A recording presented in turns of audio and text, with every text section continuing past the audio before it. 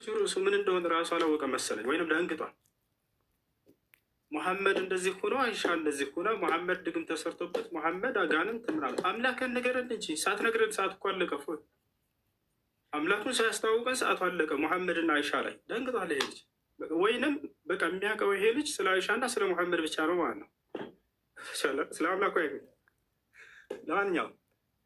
ለማንኛውም እያነሳ ይሄ በአንተ ዘንድ እንዴት ነው እያለ የሚጠይቀው ነገር አለ። ያንን እስኪ እናንሳለን። ይወቻል ምንድን ነው አንዴ አላህ ከሙስሊሞች ከቁርአኖች ምናምን አይታወቅም የሚል ቃል መጀመሪያ ሲያነሳ ነበር። ይወቻል እግዚአብሔር ከኢትዮጵያዎች ይሄ ስም አይታወቅም ብትል የተሻለ ነበር። ፎይ የትኛውም ዓለም ላይ መስቀል አንጠልጥሎ እንደዚህ የዓለም ክርስቲያን ጋር ሄዳ አምላክ ማን ነው ብትላቸው ያንተን የአምላክን ስም አይነግሩም እኮ። ከኤርፖርት አያልፍም እግዚአብሔር የሚለው ስም ማለት ነው። አንተ ሌላ ዓለም ላይ ይታወቃል ካልክ ይህን በማስረጃ ታሳያለህ። አላህን ግን ሙስሊሞች ብቻ ናቸው ወይ የሚያውቁት አምላክነቱን? በቁርአን ላይ ብቻ ነው ወይ? አይደለም። በምን ይታወቃል? በራሱ መጽሐፍ ላይ የአረብ ክርስቲያኖች አሁን ብሉይ ኪዳንና አዲስ ኪዳን ለናሙናነት ያክል ሙሴና ኢየሱስ አምላካቸውን አላህ ብለው እንደሚጠሩ በአረበኛ መጽሐፍ ቅዱስ ላይ ላሳየ ነው በማስረጃ። አላህን የምናውቀው እኛ ብቻ አይደለንም። የራሱ የገዛ መጽሐፉን አያውቀውም ወይ? ላሳያቸው። ኦሪት ዘፍጥረት ምዕራፍ 1 ቁጥር 1 ምን ይላል? የአምላክ ስም አላህ መሆኑን ሙስሊሞች ብቻ ሳንሆን የግብፅ ኦርቶዶክስ አባ ተክለ ሃይማኖት ዌብሳይት እንደማመጣለህ ከዚህ ነው። አባ ተክለ ሃይማኖት ዌብሳይት አለ። ያውና እዚህ ጋር መውቂዕ አንበ ተክለ ይላል። መውቂዕ አንበ ተክለ ሃይማኖት የአባ ተክለ ሃይማኖት ዌብሳይት ማለት ነው። በኢትዮጵያ እንግዲህ ቅዱስ አባ ተክለ ሃይማኖት ብላችሁ በምትጠሩት በእሱ የተሰየመ ነው። ኦሪት ዘፍጥረት ምዕራፍ 1 ቁጥር 1 አተክዊን ይላል። ስፍር ተክዊን ኦሪት ዘፍጥረት ማለት ነው። ይህን ተማር አረበኛ ራሳችን መሰለኝ። ምዕራፍ 1 ቁጥር 1 ላይ ምን ይላል? ፊልበድኢ ኸለቀ ላሁ ሰማዋት ወልአርድ። አላሁ አክበር። ምን ይላል በአረበኛው? አላህ በመጀመሪያ ሰማይና ምድርን ፈጠረ ይላል። የጀማ ይሄ እያሳያቸው ያለሁት ቁርአን እንዳይመስላችሁ የራሱ የገዛ መጽሐፉ ነው። በገዛ መጽሐፉ ላይ አምላክን አላህ ብለው ይጠራሉ የአረብ ክርስቲያኖች። ይሄ ከብሉይ ኪዳን ነው። እስኪ ከአዲስ ኪዳን ደግሞ ለናሙናነት ያክል ላሳያችሁ። የት እንገባለን? ያው እና እዚህ ጋር አልኪታቡል ሙቀደስ መጽሐፍ ቅዱስ። እሺ እዚህ ጋር ሁለቱ መጽሐፍቶች አሉ። አልአህድ አልጀዲድ አዲስ ኪዳን ላይ ልገባ ነው። አዲስ ኪዳን ላይ ልገባ ነው። አዲስ ኪዳን የሐዋርያት ስራን እስኪ እንመልከት። ስፍር አዕማል ሩሱል የሐዋርያት ስራ ምዕራፍ 2 ቁጥር 22 ምን ይላል? ተመልከቱ።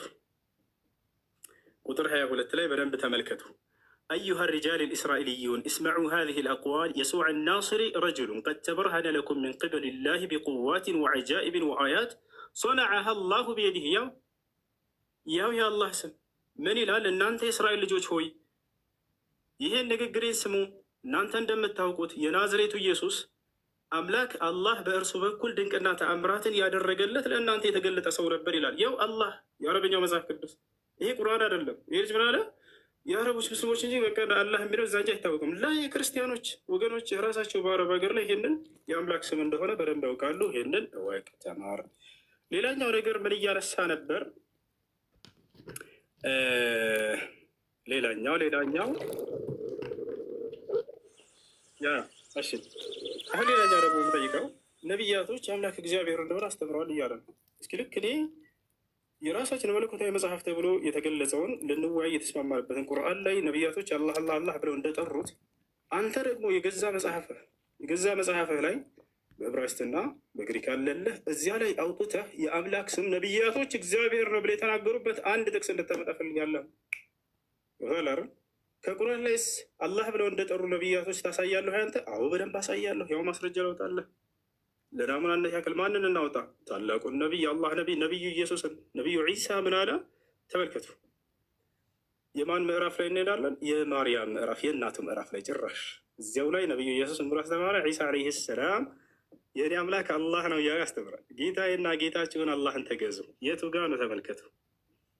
ያውና ቁጥር 36 ላይ ዒሳ አለ አላህም ጌታዬ ጌታችሁ ነው እና ተገዙት፣ ይህ ቀጥተኛ መንገድ ነው አለ። ይህ ይበቃናል፣ ጊዜ ለመቆጠብ ሲባል። ሌላኛው ከአርሽ በላይ ነው። አላህ ከአርሽ በላይ ነው ትላላችሁ። ለመሆኑ ከነቢያቶች አምላክ ከአርሽ በላይ እንደሆነ የተናገረበት ቦታ አለ ወይ? አዎ አለ። እግዚአብሔር በዙፋኑ ላይ ቁጭ ብሏል። እግዚአብሔር በዙፋኑ ላይ ቁጭ ብሏል። ያውና ዙፋን ካላወቅ በአረበኛ አርሽ ማለት ነው። እሺ በአርሽ ላይ ስትነበር አርሽ የአረበኛ ቃል ስለሆነ ነው። በአማርኛ ሲቀየር ዙፋን።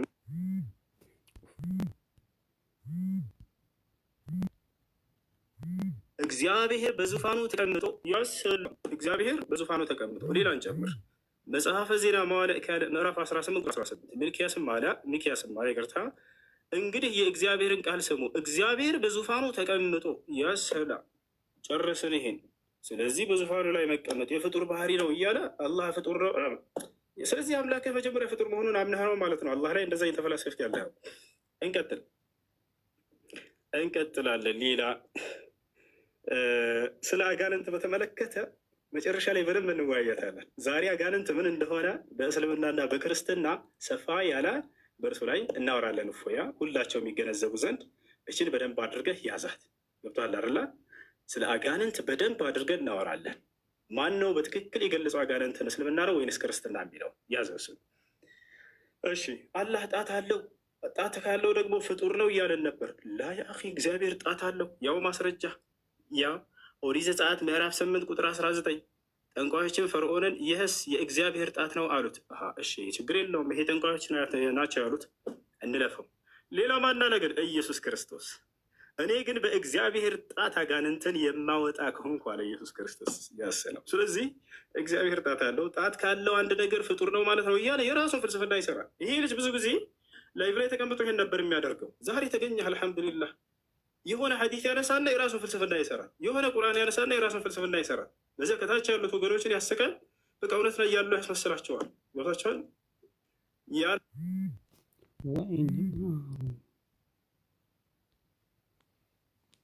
አንድ ሊቅ ልታመጣልህ ትችላለህ። ከሊቃውንቶቻችን ከሙፈስሮቻችን ወፍ ከየትም አታመጣም።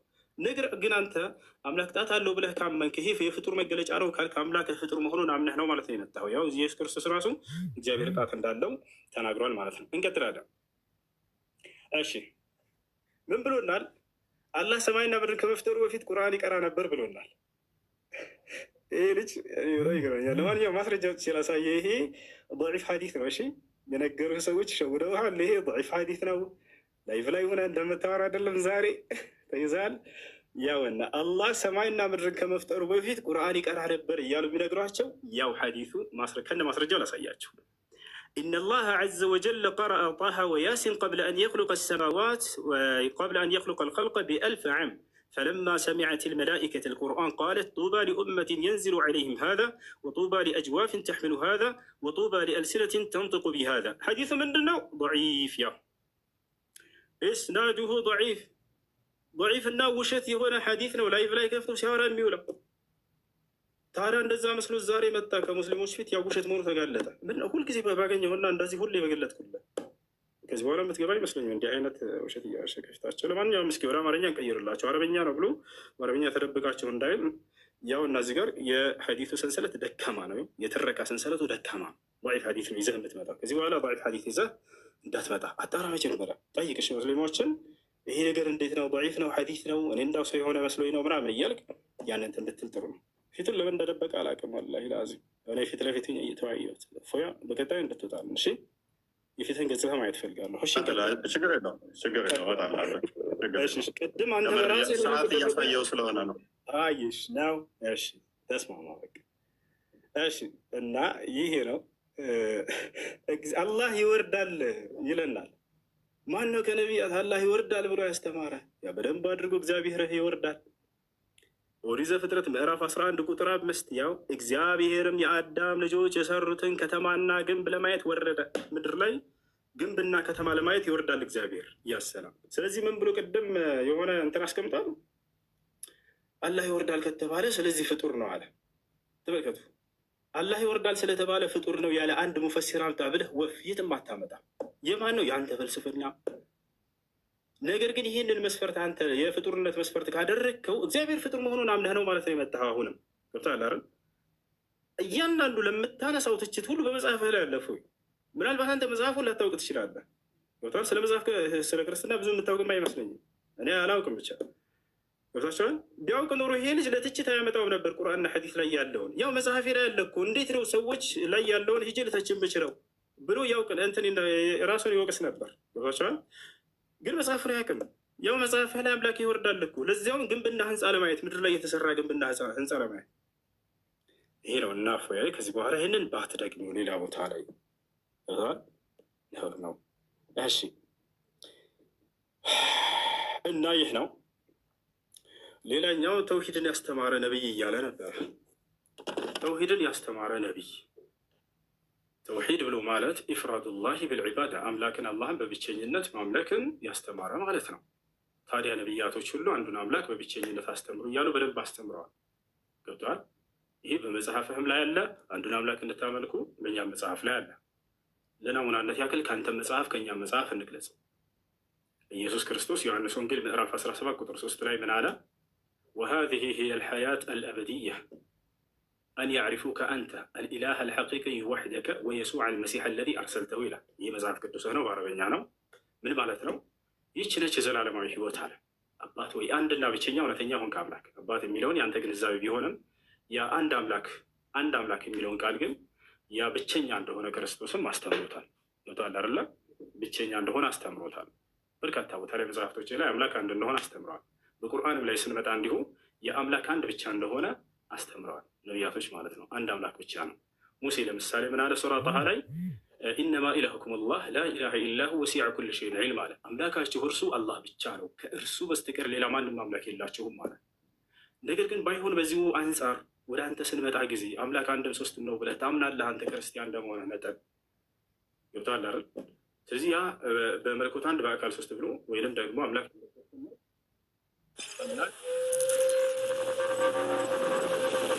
አንድም ሶስትም ነው ያስተማረ መጽሐፍ ቅዱስ ላይ በገዛ መጽሐፍህ ላይ ከሌላ መጽሐፍ አልጠይቀን፣ በገዛ መጽሐፍህ ላይ ከኦሪት ዘፍጥረት እስከ ራዕይ ድረስ አምላክ አንድም ሶስትም ነው ብሎ ያስተማረ አንድ ነቢይ ነው ለታሪክ ልታመጣልኛለህ?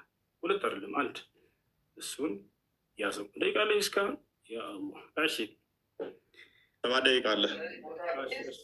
ሌላኛው ነገር ስለ አላህ አካሎች ሲናገር ነበር። ጥቅልል አድርግ እሱን ስለ አላህ አካሎች አላህ እጅ አለው፣ አላህ እግር አለው፣ አላህ ጣት አለው ምናምን እያለ ነበር። እግዚአብሔር ጣት እንዳለው አሳይቼላቸዋለሁ። ሌላኛው ምንድነው? እግዚአብሔር እግር አለው ወይ? አዎ እግዚአብሔር በደንብ አድርጎ እግር አለው። ላሳያችሁ፣ ሁሉንም አሳያቸዋለሁ። እግዚአብሔር እግር አለው፣ በእግሮቹ ይረማመዳል። ያ ነው በማስረጃ እያለ የነበረ ፎያ ቅድም ያ ነው ማስረጃ ያው እያሳየን እንዲሆን እዚህ ጋር ምን ይላል መጽሐፍህ ላይ ያውና እግዚአብሔር እንዲህ ይላል፣ ሰማይ ዙፋኔ ነው፣ ምድርም የእግሬ መረገጫ ነው ይላል። ምድርም የእግሬ መረገጫ ነው ይላል። ምናልባት ይሄ መጽሐፍ አንተ ከተቀበልከው በይህ እግር የሚባለው ነገር እጅ የሚባለው ነገር በአዳም ላይ ያለ አካል እና ገጽታ በአብን በወልድም በመንፈስ ቅዱስም ላይ አለ ይላል መጽሐፍ። እዚያ በመጽሐፍ እስኪ ላውጣለን። ምናልባት በስጋ ስለተገለጠ ነው ኢየሱስ ክርስቶስ ልትሉ ትችላላችሁ። በአብን በወልድም በመንፈስ ቅዱስም ላይ አሉ እነዚህ አካሎች ብሎ ግን ይናገራሉ። እነዚህ ይህን መጽሐፍ እሱ ይክደዋል ብዬ አላስብም። እስኪ ላሳያችሁ።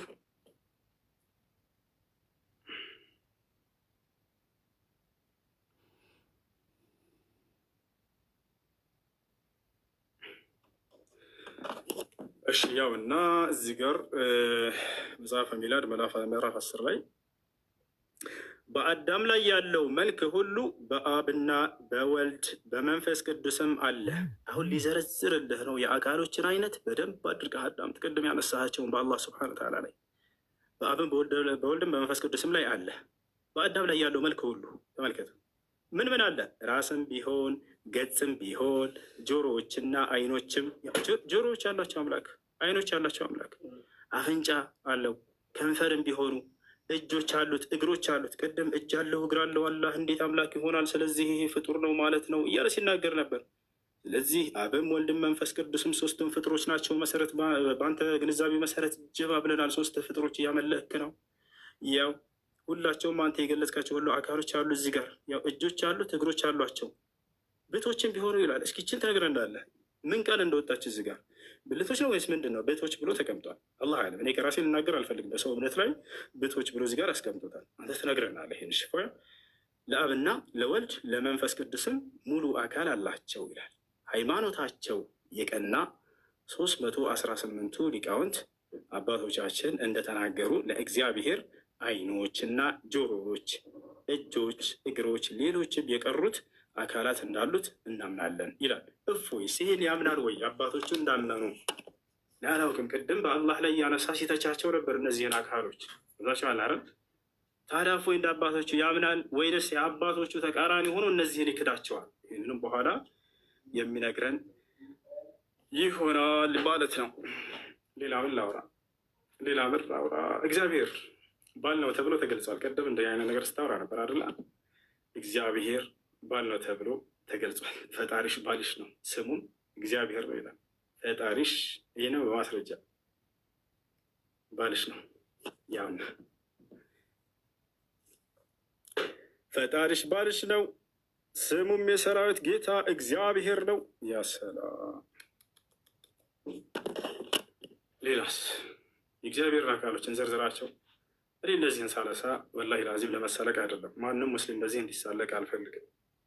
ነገር ግን መጽሐፉ ላይ የተጻፈውን ነው የምናነሳው። ገብታችኋል? መጽሐፉ ላይ የተጻፈውን ነው የምናነሳው። ያ ነው። ማንም ሰው እዚህ ቦታ ላይ በነቢያትም ሆነ በአምላክ ላይ እንዲሳለቅ አንፈልግም። እነዚህን ነገራቶች ነሕኑ ነዕተቂድ እነ ሃኡላ حرفوا كتبهم كما قال النبي صلى الله عليه وسلم وعبد الله بن عباس ولا نتطاول على أعراض الأنبياء وعرض الله عز وجل المذكور في الكتاب المقدس